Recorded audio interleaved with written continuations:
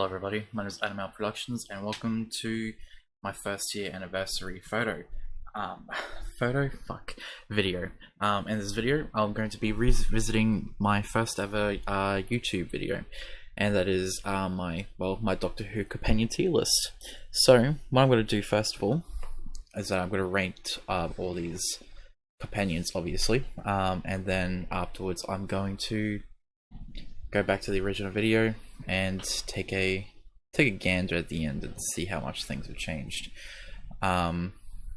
So before we do that, let's get on with the video. So first of all, to save myself time, because what I realized from last time is that there was a lot of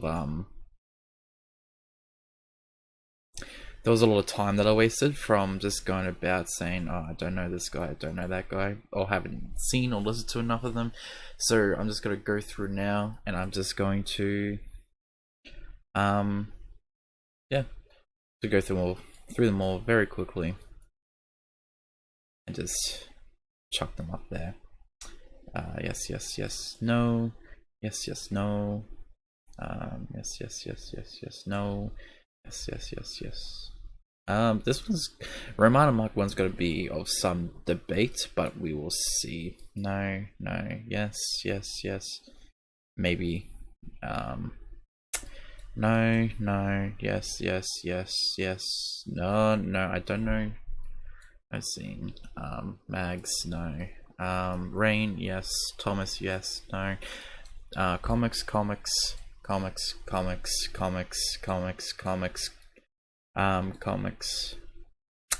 Phrabisher, yes, no. No. Moment, no. So feel free to just skip ahead a little bit. Basically all these people just know.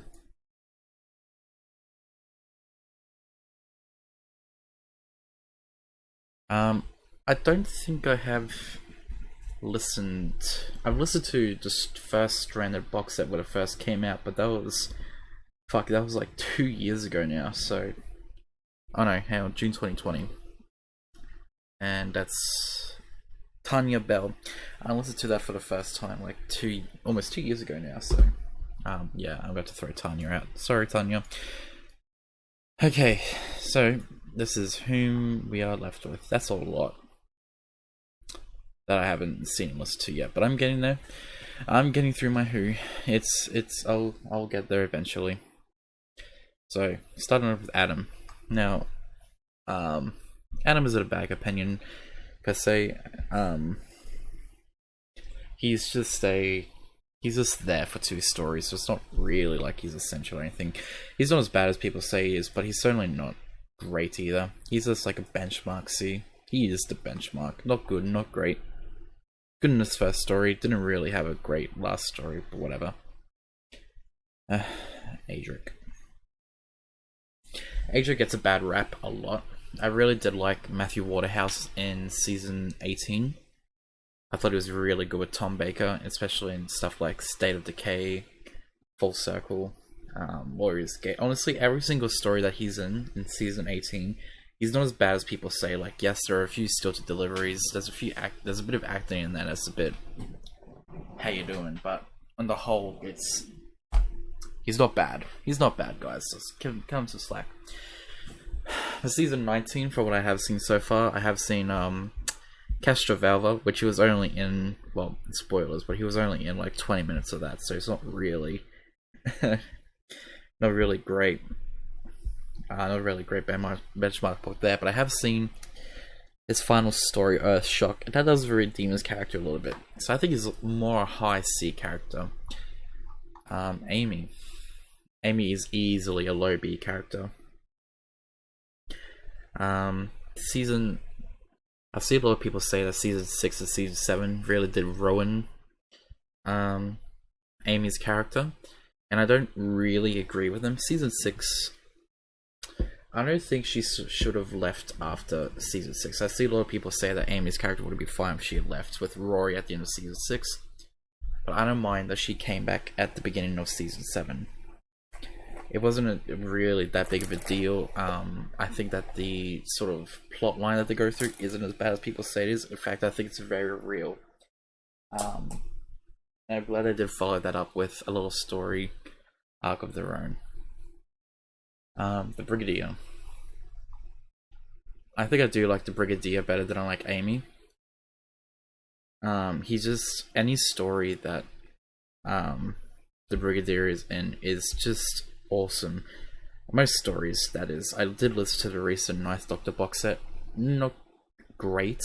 It was good, but the Brigadier didn't really need to be in that one. He was just sort of in there because, well, I mean, the box set's called Old Friends, so like, you know, why would they not, right? Yeah. No, wasn't really too fussed by it. Yeah, but he's good. High V character easily. Keras. Oh boy. How do we rate Keras? I have listened to all of his stuff. Oh, sorry. I have listened to all of his stuff in Big Finish, all the way from Creator of the Chromon to his last story. He definitely does. What I find with Big Finish's custom companions is that they do get a lot better as their sort of arcs go along. Aside from Evelyn Smythe, there hasn't really been a Big Finish companion that's really knocked me off their feet. Keras is one of them. You know, I say this with RMM, and I say this with Hex. Towards the end of their arcs with their doctors, their stories do get a lot better. For me, it was 45 with Hex was when I noticed that the stories with the 7th Doctor were beginning to become a lot better. Same with RMM. RMM did have a point in her arc that I was like really started to get knocked flat on my ass with. I'll get to that with their characters, but Keras for me was really a lot of wasted potential. I guess there wasn't really much to his personality in Creator of the Chromon. Natural History of Fear didn't really do his character justice either, because he couldn't really remember himself for most of it, I think. What else? Yeah, not just... He was just fine. I guess if there's one thing I had to say is that I did wish that he did stick around for a bit longer.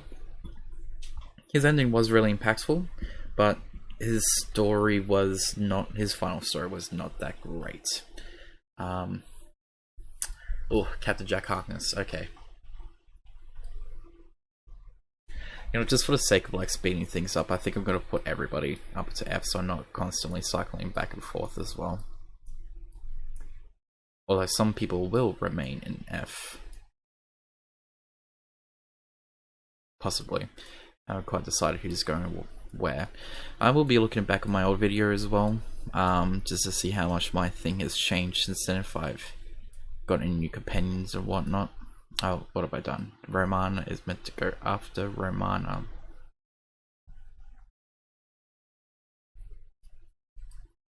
Ugh, I hate Ryan. And I hate Yaz too.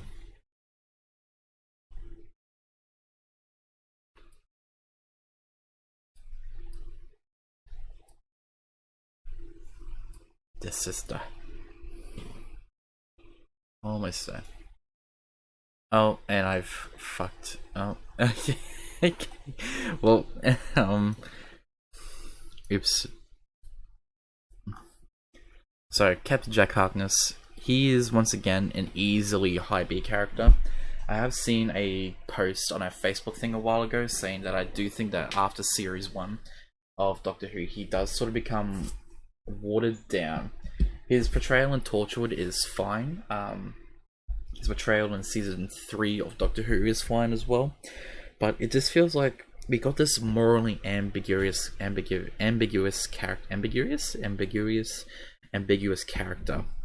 You know, he wasn't afraid to get people killed, or even put their lives in danger. Not getting people killed, but he wasn't afraid of putting people's lives in danger either, if it meant that he could make a profit. I really like that. He's a really good is a really good like trio between him, Rose, and the Ninth Doctor in series 1. I just really like that sort of trio between them. It did work really well.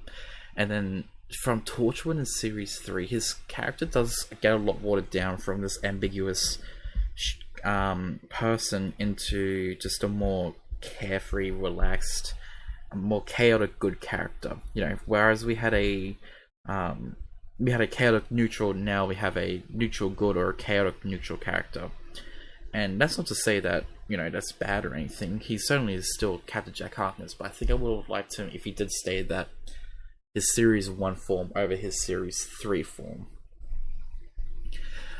Charlotte Pollard. Charlotte is another easily really good Who companion. Like Evelyn, she does get really well formed towards the beginning of her tenure, and does a really there aren't really a lot of cracks in her character. You know, she's very, very well formed, very consistent, very well written, all around the board. I think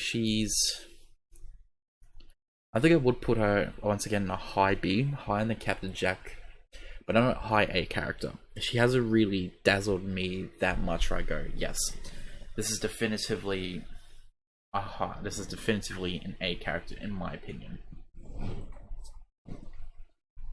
Donna is an A character. There is something about Catherine Tate's performance as Donna that just gets me every time. Once again, she does get a lot better in her tenure as she goes along, and especially in series 4 when she goes through her little character arc. It's just amazing that she changes so much on the show. She really does bring that emotional core into, well, the Captain Jack Harkness of Doctor Who. You know, as we all know, in series 4, the 10th Doctor does become a bit unhinged, and I think that having Donna there as to sort of counter that is fantastic. Evelyn Smythe. I think we've got to save Evelyn for last. Grace Holloway. Grace is good. She was only in one movie. She wasn't really in anything else. She does get further appearances of Big Finish under different pseudonyms because they don't actually have the rights to the movie to do that sort of thing, I don't think. Because Charlie as well, Charlie's character, who isn't actually on this list, I don't think, has a different name as well. They're like Ruth Matheson and someone else. But yeah, that's spoilers. I'll save that for another video once I get around to listen to the Companion Chronicles. But yeah, I like Grace. She's not great or anything. I reckon that if she'd stuck around, she probably would have grown on me a bit more. But she'd probably go above Keras, but not above Amy.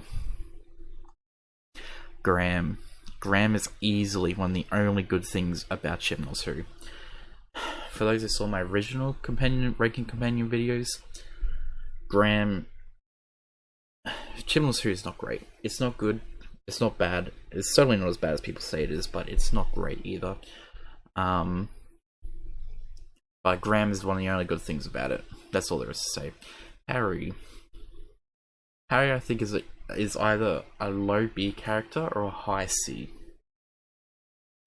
He only sticks around for one season, but his season he does get is a fantastic season. Season 12 is easily one of my favorite seasons of Classic Who. I think it was the first ever season I ever saw completely as well. All the way from Robots to Revenge of the Cybermen. Just a fantastic season overall. Not a bad story in there. Not even Revenge, which gets a bit of flack, but I guess I'll save that for another video. But Harry's good. I really like the trio between Harry, Sarah, and the 4th Doctor. If anything, I do wish he did stick around a bit longer. I know he does. I have seen, I think it is Terror of the Zygons or something. Whatever his actual last story is back in season 13. Terror of the Zygons, once again, really good. But yeah, if we've got to stick to his main core of season 12, then yeah, easily a low B or a high C. I think I'll keep him here for now. Hex. Okay. There's 2 hexes. Hex is good. If you want a further explanation, you're not going to get one. No, I'm just joking. Hex is a good custom-made companion for the Seventh Doctor. He, as I said with Keras, he does get a lot better as he goes along.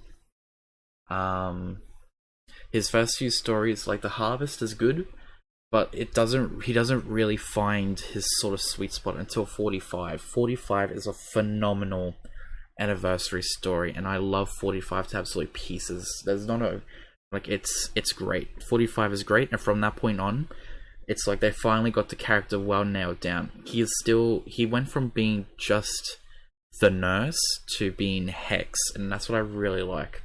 Even if his sort of subsequent stories do sort of trail off after, I think it's Angel Skitari. Like, Angel Skitari is good. Love Angel Skitari.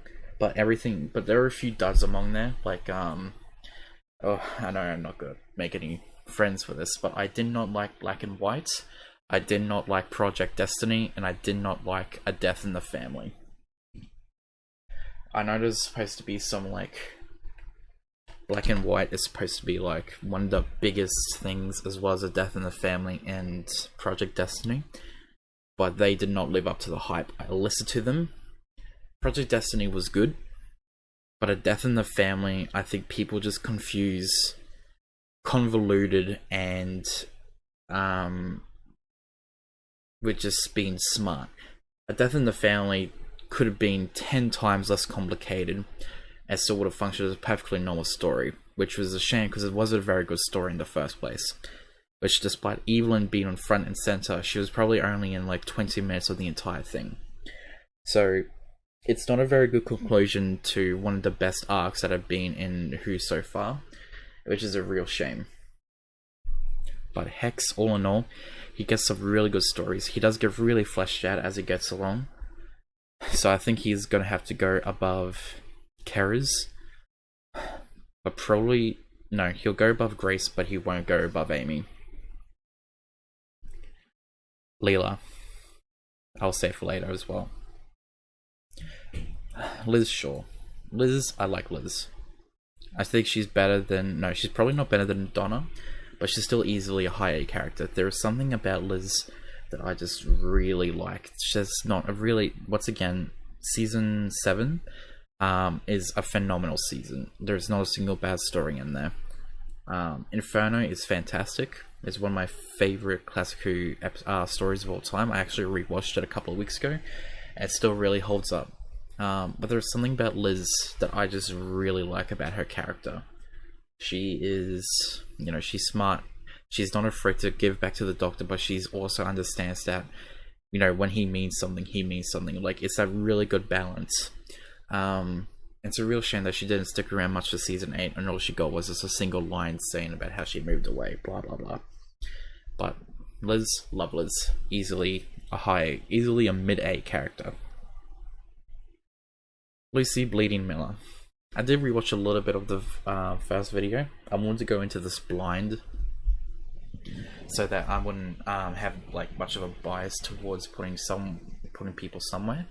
But Lucy Miller is good. She's not great as people would have her rank her. I know some people like adore Lucy Miller to absolute pieces. I'm not one of those people. I do think that her stories are good. I think that the EDA, the Eighth Doctor Adventures, or the EDAs as they're so commonly called, are good. And I really do like them. But once again, it is just severely overrated. Lucy Miller and To the Death is like one of the most overrated stories of all time. Once again, it could have so much fat cut from it that doesn't need to be there, and will still be a perfectly serviceable story. And people love to taunt it as Nicholas Briggs' best, but I was not bowled away. I was just so bored the entire time I listened to it. Considering what was happening, if I wasn't, at least didn't like it, I should have at least been entertained. But this was not something. Her last story is not something. She does have a phenomenal run, but this is just not really. Her ending just really puts it down for me. I think she's probably the last to be characters. because she's like a modern day companion, all she has is this noticeable accent, gives some flack to the Doctor, and that's really it. That's it. Martha, I really like Martha, but I think I'll save her for the end as well. Melanie Bush. This is going to be one of those things where how much does Big Finish take into account? Because of course Big Finish do fix companions all the time. Mel is no exception. She is a good companion in season 23, but I have seen Time in the Rani, and she is not great in that. Like Melanie, the actress, is completely fine. It's just that all she does is run around screaming all the time. Probably low C, high D. I'm sorry, but her character was sort of ruined by season 24 for what limited experience I have seen of it. Mickey. Mickey is either high C or low B for me. Once again, he's not bad, but he's just not really in a lot of stories. But when he does get his sort of limelight, he is really good. I'd probably put him above. I would probably put him above Harry, but not above Keras. Molly O'Sullivan. Dark Eyes was a very good couple of box sets. First box set is my absolute favorite. Is one of my favorite things to be ever produced by Big Finish, which is by Nicholas Briggs, of all people. When Nicholas Briggs writes something, he knows how to write. He can create some fantastic stuff, which is why whenever I shit on him as a writer, it's because I don't do it to be mean. I do it because I know exactly what it's capable of. And Dark Eyes is that. The first Dark Eyes box set is fantastic. It is great. Apart from the fact that it sort of middles out towards the ending, there is not one thing about it that I look at it and go, yeah, this is something I don't like. It's great. Molly, I think as she gets used a fair bit more as the Dark Eyes saga goes along, her character does sort of become a bit more pale. Like, you have this, once again, all she is a character from a distinct time period with an accent. But there is something about Molly that I really liked. It was just something so personal about her character journey. I probably would put her above Keras, but not above Grace. Yeah, that sounds about right. Nyssa. Once again, I have seen the entirety of season 18. I have seen a little bit of season 19. She does get some. I have not seen much else, but I listened to a lot of her Big Finish. I think she is good. She is. I don't know. Once again, it's sort of like the opposite of Hex, where Hex is a nurse who slowly turned into Hex. I think Nyssa sort of feels like Nyssa the entire way through. You know, she's the cybernetics expert. Was it organic cybernetics or something? And she feels like that the entire way through. Like, she feels very natural to her character. I think she's probably a high B for me. I think she does beat Hex, but she doesn't beat Amy. Yeah. Perry. Perry is good. I have seen the entirety of Tribe of Time Lord. She's really good in that. I've only seen Caves of Androzani with her. And what's that? Attack of the Cybermen, whatever the season. Fuck, what's Colin Baker's first season again? Was it season 22? I've seen the Cyberman story from that and the Dalek one from that as well. Fantastic at both of them. I think, yeah, but I think it's mainly her Big Finish stuff that really brings her character out. I just love Perry in general.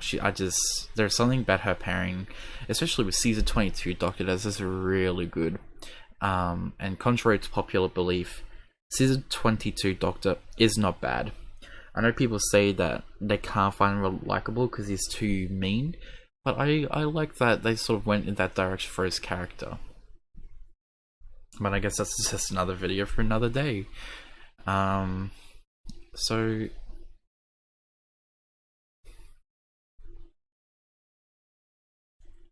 I think she's a high B character. She's not better than Charlie, but she is better than Captain Jack and the Brigadier and all that. River Song, I will save for later. Rory, Rory's a high C, low B at best. Sorry, Rory stands, but I'm not completely behind Rory. Like, he's good, but he's just sort of there to play the dopey, you know, third wheel between him, Amy, and the 12th, not the 12th Doctor, the 11th Doctor. Yeah, so probably low B. Doesn't beat Lucy, but oh well. Ramana Mark 1. Now, this is going to be another opinion that I know I'm not going to make friends for, but when I see Ramana, this is the face that I associate with her. Mary Tam's performance as Ramana is great. Ramana was, when I listened to her second season with the 4th Doctor Adventures on Big Finish, loved Ramana Mark 1. While Ramana Mark 2 by Lala Ward is very good, and I can understand why people see her as the Ramana, I think that Mary Tam is just so much better. I haven't seen any of the Key to Time, so my opinion might change when I see that, but yeah, easily a low A for me. Just what stuff I have listened to her on Big Finish is just fantastic. You know, it feels like season 2 of the 4th Doctor Adventures is a major step up from the first season, and honestly, it is one of the best things I've ever listened to. It feels like that these are proper stories rather than just Big Finish writing Doctor Who scripts. But once again, that's another story for another day. Ramana Matu. The quintessential Ramana to many people, but to me, I do prefer Mary Tam.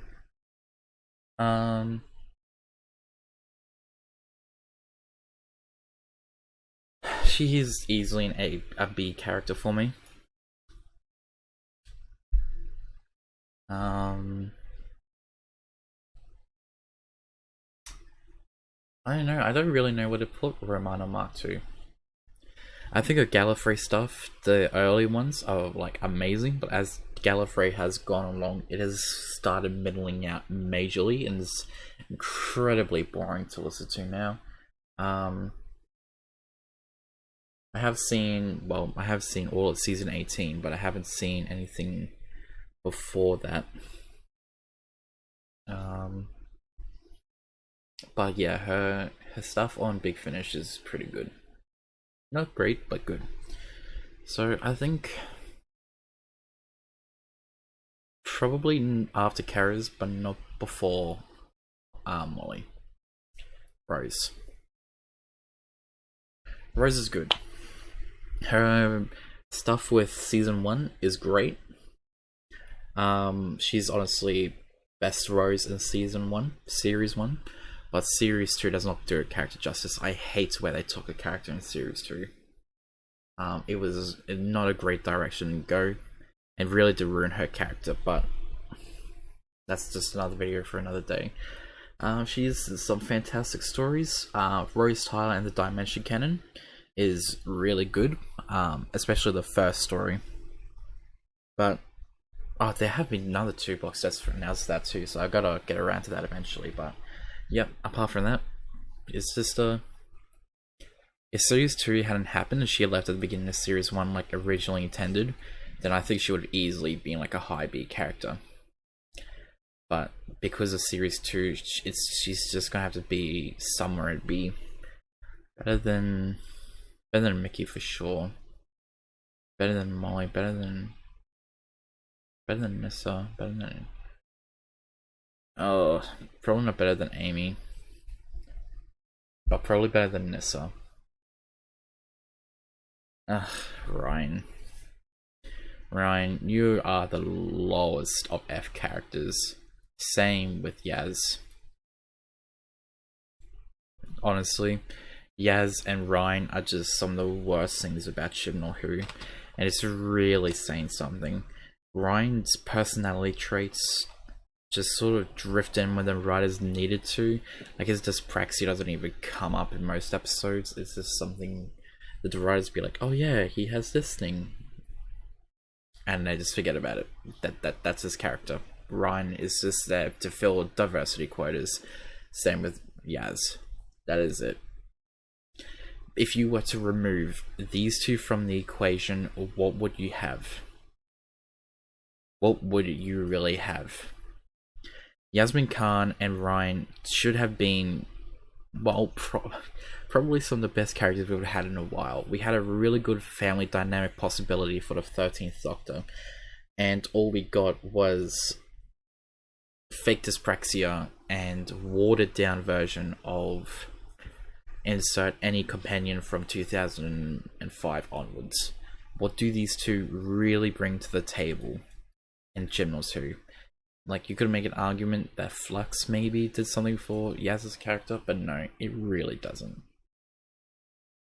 So, easily low F characters for me, high F characters for me. Sarah Jane Smith. Sarah Jane Smith is good. She does have her own big spin-off for Big Finish, which I am going to get to eventually, but I am just listening to so much stuff in between right now. It is almost borderline impossible for me to keep up, but Season 12 is good. What she's in Season 13 is good. Sarah Jane Smith herself is good. Not the best companion, as once again I've seen many people attribute her to be. But I like her. Probably also a B character somewhere. Above Keras, above Ramana, above Hex. Probably above Jack, but not above Perry. Tamsin. Tamsin is only in like a small handful of stories for the 4th season of the EDAs. But I remember, and I shit you not when I say this, I distinctly remember liking Tamsin a lot more than what I liked than what I liked Lucy Miller. I am not joking you. I loved I liked Lucy, but I loved Tamsin. She just brought something new to the table after listening to the EDAs for so long.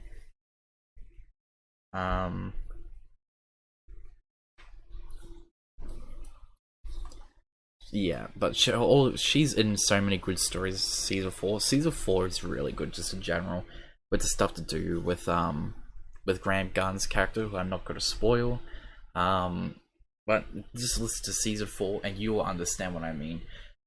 Even with the really bad finale, Season 4 is still really good. Possibly my favorite from the EDAs. So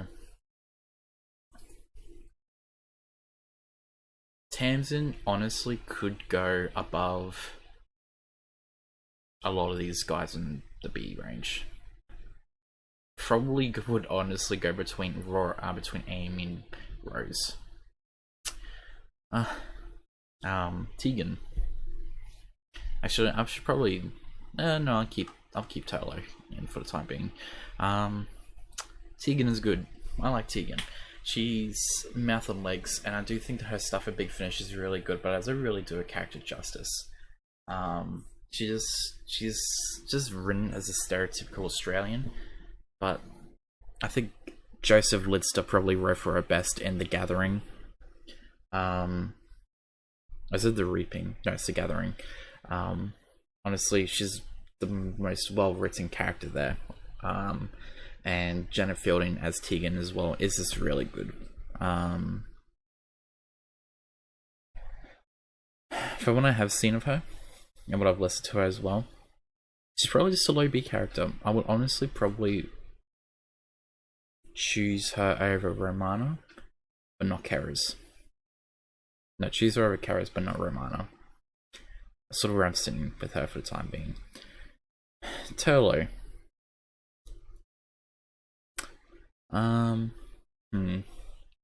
Turlo is good. he does have some off stories where it doesn't really feel like Mark Strickson knows how to play the character. But the stories that he isn't, he's really good. I do think it is also because he just gets shit on by the writers a lot. When he is given some really good material, he is, I really do like Turlo. It's probably a high C or a low B from me. Just because he hasn't really been given any great material on Big Finish. The only story I have seen him in is in Resurrection of the Daleks.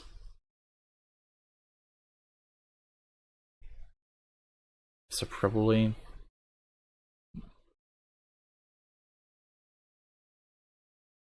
yeah, probably want to beat Tegan. Ace. I've seen all of season 26 and Remembrance of the Daleks. And I've got to say, season 26 is another really good season of Doctor Who. Not as great as people claim it to be. I know people put on this pedestal, but it is a really good season, but it's not like the quintessential piece of classic Who people make it out to be. Actually, it's really saying something, isn't it? That the last season of Classic Who was a lot like Modern Who, and the first season of Modern Who was a lot like Classic Who. Ace is probably a high B character for me. Probably would go somewhere between with these three women. She's not really like, these three are put on the same pedestal together. Just because of the different things they bring to the table. But if I had to, I think she would probably definitely go after Jack. Definitely Sarah, but not after Perry. Clara. Sorry, Clara. Aramem. Aramem, people have trouble writing for Aramem. Clearly in the first few stories of the monthly range with her. Her introductory story, The Eye of the Scorpion, goes on far too much longer than it should. Like, it shouldn't, she should not have, that's the episode should not have been as long as it would. And as it should have been. And her subsequent stories are really amazing.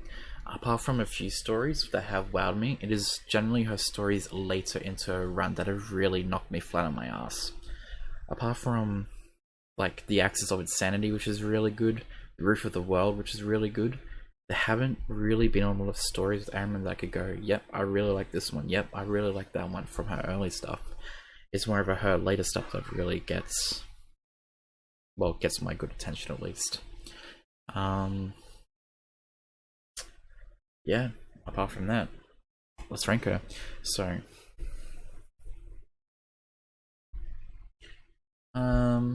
probably not better than Nissa, definitely better than Hex, probably not better than Nissa, if I'm going to be honest. Actually, yeah, I think this is a bit better.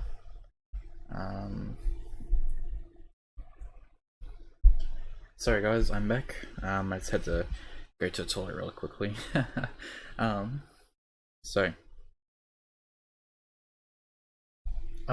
Rain. I've got to skip Klein for the time being and go straight to Rain.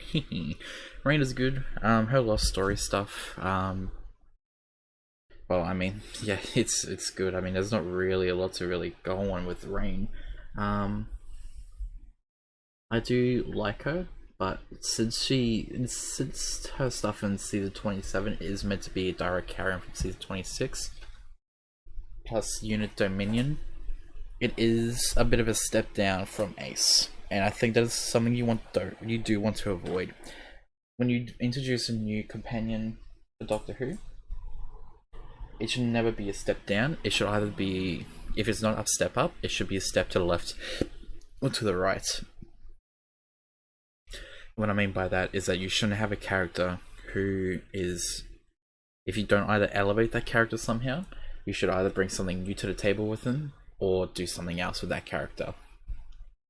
And I'm afraid that Rain is a bit of a step back. She doesn't really offer anything new to the table apart from being, well, the new face of season 27.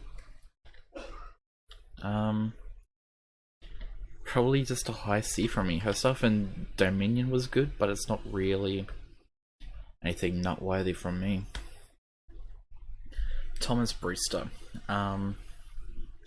His original trilogy with the Fifth Doctor, it was good, but that's all I can really say about it. I guess it's serviceable. It starts off really well with The Haunting with Thomas Brewster. It's actually one of my favorite stories on the monthly range. But after that, it just sort of delves into mediocrity just a little bit. The Boy That Time Forgot was still good, but it was definitely a step down from The Haunting. And Time Reef was just so... I don't know. Time just felt really boring compared to the previous two stories. So once again, I think he's either have to be like a bottom of the barrel B or a high C from me. Oh wait, there was also his trilogy with the Sixth Doctor. Yeah, once again, didn't really do much for his character. Sorry, I just remembered that. Actually, I listened to those a few months ago as well. Probably. Well, actually, that's depressing to think about. It was probably about a year ago today. Oh, probably not that close, but it was getting there. So, taking into account that other trilogy, plus he does have something to do with the Companion Chronicles, but I haven't listened to that one yet. It's something I've been meaning to catch up on, the Companion Chronicles. But yeah, Thomas, he's just a high C. He does get a really good exit in Industrial Evolution, but yeah, I'd probably put him above Rory, but not above Lucy. Andy. Andy, I think if I'm going to take into account his torture stuff on the show and in the audio dramas, or yeah, I did it for Captain Jack, so I gotta have to do it with Andy. He does have some really good stuff in the tortured range. He's a really fun character that I think they're just starting to really flesh out now with the Stranded series. He does become a very, very big like mainstay with Stranded from what I've seen from the covers. He's like on everything so far. Including Tortured. His stuff in Tortured is really good. Especially Gooseberry. I listened to Gooseberry the other day, and holy shit, I was expecting it just to be like a standard romp around because there's going to be the story before Absent Friends before that got cancelled. And wow, Gooseberry actually knocked me on my feet a little bit with the direction that it went. But definitely easily a low B character. Above Lucy, but not above Harry. Bernie Summerfield. I will save for later. I want to talk about Rain after. I'll talk about Rain before I talk about Evelyn. Helen. Actually, I'll lump Helen and no. This is Helen. This is like what was Hattie's Morahan's name again? Hattie Morahan, and it was like Doom Coalition she was first introduced in.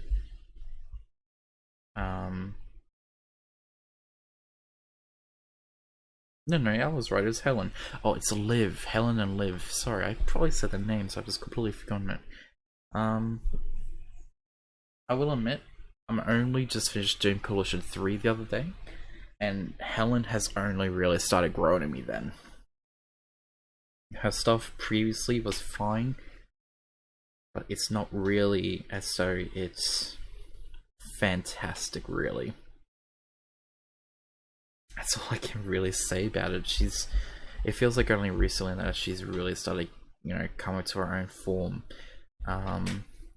Considering the half-assed approach that Absent Friends went into in Doom Coalition 3, I was not really that impressed, but apart from that, yeah, she's just a fine character. So Helen, I think she's probably just got to have to high C for the time being. Better than Rain, but not better than Rory. Liv is sort of the same. I have listened to Robophobia the first time just a few weeks ago. But I have listened to her stuff in, was it Dark Eyes and Doom Coalition, and once again, it's only really now that she's starting to grow on me. It's like she was fine throughout Dark Eyes. She never really stood out massively to me before then. I think she's just going to have to be a high C for the time being. Phrabisher. All hail the talking penguin. Definitely an overrated character from Big Finish, and I think he gets a comic or something. I do wish we got more with him and Robert Jezek, but I do understand that. Well, probably I think it's because he didn't sell well enough that they either justify giving him more stories, so oh well. And another one, but when what he has been in so far, he has been pretty good. I do like Phrabisher.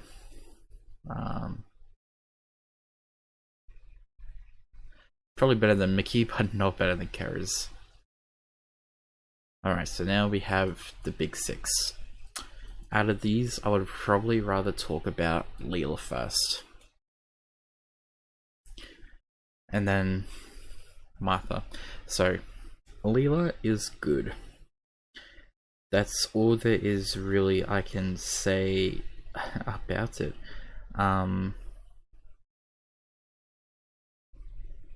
I have seen the Tellings of Wen Chiang. That's the only Fourth Doctor story I've seen with her, but I have listened to her stuff at Big Finish, as she is good in that, and the Gallifrey series as well. So I do think I can rate her character, but from what I have seen so far, she hasn't really wowed me quite yet. Her early stuff with Gallifrey has been really good, but it's sort of like after that, her character does sort of plateau a little bit. The first season of the Fourth Doctor Adventures, the 48s, aren't really that fantastic either. So I think she's got to have to be a low B character. I have started listening to the third season of the 48s, and it's okay. But it's not really. It's a bit of a step down after season 2. So.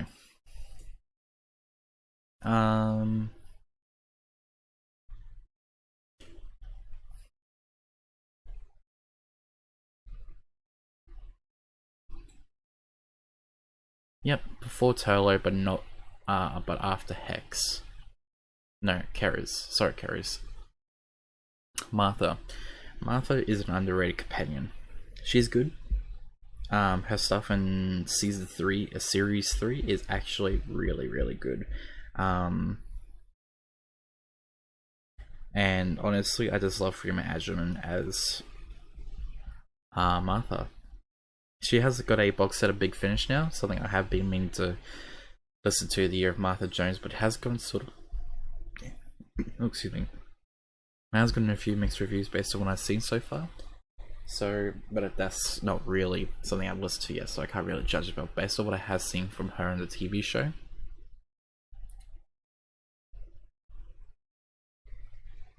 She's good. She's probably better than the Rose, but not better than Tamsin.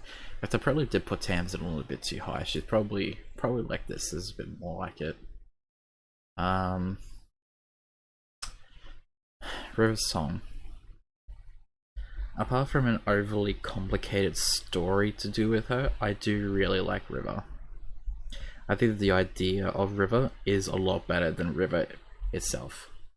Alex Kingston does a very good job portraying her, but I think the idea of having River around is a lot better than having River around, if that makes sense. I've seen a lot of people point out that they should have gotten Bernie Summerfield to play River instead, because just minus the whole marriage arc, because, and I do agree with that. I think that Bernie Summerfield would make a great stand-in for River, but because it's the fact they didn't want to have an extended universe companion in, was what really broke the camel's back when it came to that. So, yeah, take that as you will. So, River is definitely like a low B or a mid B character. So like here we sort of get into the mid-range characters.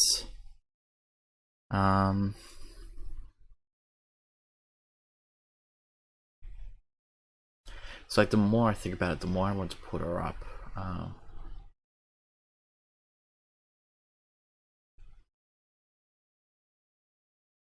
Yeah, probably about here-ish. I probably would swap and change these guys a little bit. Honestly, these, like, this string of 4 women here are all, like, just equally on par with each other, which is good because they're all, like, really good. Speaking of Bernie Summerfield.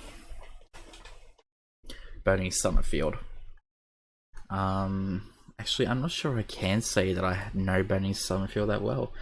I've only listened to a few stories from the monthly range that actually have her. Well, all of the monthly range stories actually, because she's only in like a few at the very beginning. And I've only listened to like the first handful of her proper stories. So this is all coming from the perspective of having only listened up to I think it's The Secret of Cassandra. No. The Secret of Cassandra is the one I'm currently up to, but I've only listened up to Dragon's Wrath. And I gotta be honest, Dragon's Wrath was not amazing. So I do really like the idea of Bernie Summerfield. Once again, like River's song, I like Bernie Summerfield more than I like the actual idea, or than I do the actual character of Bernie Summerfield. So she probably beats Rory, but doesn't beat Thomas for me. Actually, no, she'll beat Thomas, but she won't beat Lucy. Okay, so now we get to 2 of my favorite companions, both of which who happen to be Big Finish, well, custom companions. I am going to do Klein first. Oh man, there is something. Okay, I forgot what the actress who plays Klein is. So I just gotta Google this real quick. Tracy Childs as Elizabeth Klein. There is something so seductive about Klein, and I don't mean it in that sort of way. There's something so seductive about Klein as a character piece. Klein came before a period of Big Finish, before it sort of started mellowing out and started becoming a lot less experimental. You could definitely tell with her first story, Colditz. Colditz was really good. I really listened to it the other day, and whatever I said about it before, I completely take back now. I really do like Colditz. Her subsequent stories, 1,000 Tiny Wings, is fantastic. I love 1,000 Tiny Wings. It is one of my favorite stories of all time from Big Finish. Survival of the Fittest and whatever the last story of the Shark People is, were fine. Well, they're good, but they're not, compared to what we just had. It was sort of like a bit of a step down. Let's see if I can find it. Architects of History, that's it. So going from 1,000 Tiny Wings to Survival of the Fittest was a bit of a step down, and then to go to the Architects of History, once again, it's another bit of a step down. Still a good story, but yeah. Now, this is where I'm going to sound a bit weird here, but listening to Klein and how she describes her Nazi utopia in her different timeline. Now, this is going to be spoilers from her character, but listening to her talk about her future and just what she does and how she says it, it just sounds so seductive in theory. And I know, oh god, okay, don't take that out of context, but the way she says it, it just makes so much sense. And the way, you know, if this is coming from someone who knows, who thinks that it is all justified, when clearly it is not. It is such horrible. It's such a horrible, horrible thing to think about, that the Nazis won the Second World War, and this is the character who came from that timeline, and how she's talking about what a perfect utopia it is. But it is the way that Tracy Childs says it and delivers those lines that just makes it so much more evil. And she's one of the most interesting companions that we've probably gotten with Big Finish. Like, they didn't really they played it different with her. You know, it would have been all too easy for her to just become the stereotypical Sieg-heiling Nazi, you know, stereotypical bad guy.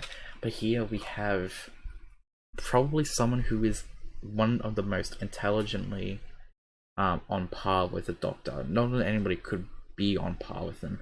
This is someone who clearly knows what she's talking about, who is clearly excited about her work. And to hear her talk about the stuff that goes on in her timeline, it is just so horrid, but it is so interesting to listen to, and the banter that they have in 1,000 Tiny Wings as well is also really good. Not the banter, but just what they talk about, like making the trains run on time, that sort of stuff. From what I have listened to of those early batch of stories, I know she does have more stuff down the line, but from what I listened to her, she is definitely an A character. They could have easily made her just a stereotypical Nazi character, played an incredibly safe, oh, I'm a Nazi, I'm a bad guy.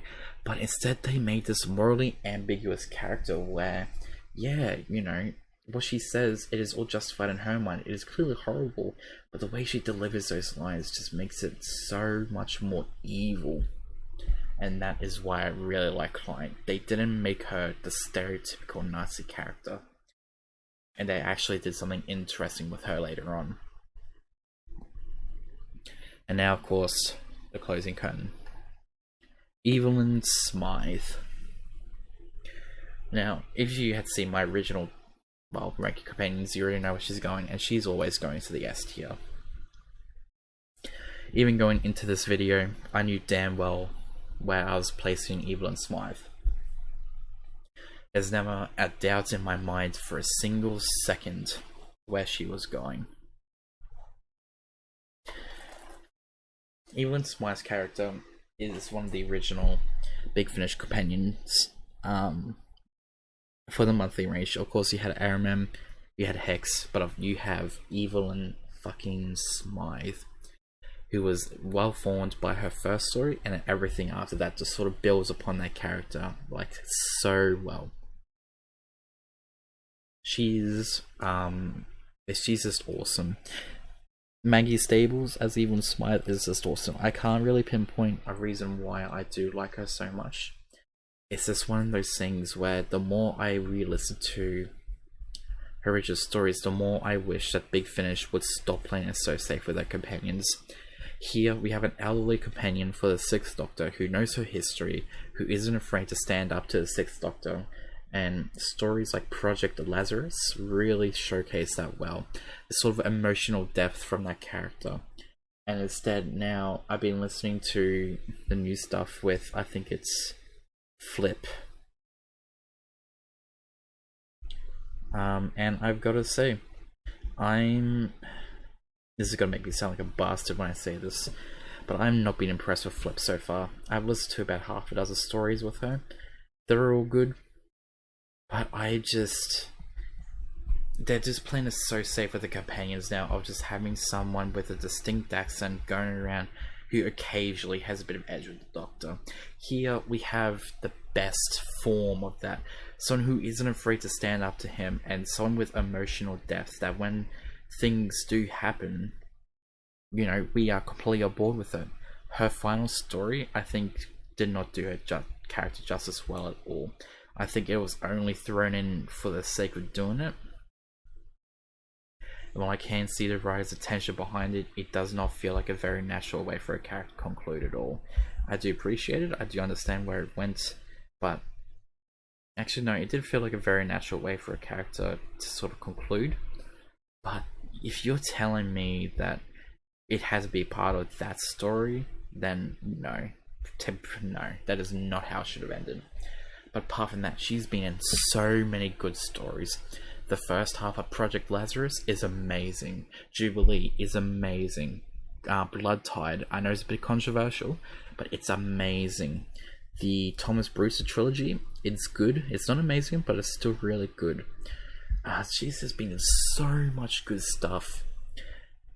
And every single time I think about Evelyn, I want to go back and I want to listen to her stories in order again. She is just a quintessential S character for me. But apart from that, this is all the companions I can rate. If you had any different opinions or you had something else that you want to bring up as well, feel free to do so in the comments. And in that case, I'll see you all in the next video. Actually, just a little quick thing before I do finish off the video here. I wanted to thank you all for 1 year of my YouTube channel. I know that things have been a bit funky with my uploading schedule. Sometimes I might go months without uploading something. Sometimes I upload stuff multiple times in a week. I just don't really get the urge to record sometimes, but when I do, I want to record in like big blocks like this. I'm not sure, but thanks for sticking around for 1 year, and hopefully I'll see you all in another 10 years time with my next video. Still with us? Good. I promise I'll also do this before I left. So of course, it being 1 year on the 18th of April, I uploaded my first ever YouTube channel video. This being 18th of April, I am of course uploading my I'm uploading a 1 year special. So this is what it looks like. Of course, some things have changed. There are some new people up there that you that are not obviously from the list that are on there. I noticed this time around I have put a lot more people into the B than I have to the C, but Evelyn being an S is of course not changed.